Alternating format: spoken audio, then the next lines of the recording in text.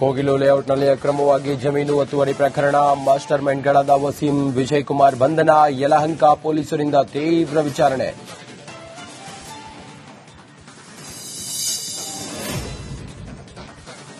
ಫಕೀರ್ ಕಾಲೋನಿಯ ಅಕ್ರಮ ನಿವಾಸಿಗಳಿಗೆ ಎಂದೇ ಸಿಗುತ್ತ ಮನೆ 3 ದಿನ ಅಧಿಕಾರಿಗಳಿಂದ ದಾಖಲೆ ಪರಿಶೀಲನೆ ಕೇವಲ 37 ಅರ್ಜಿಗಳು ಮಾತ್ರ ಅರ್ಹತೆ.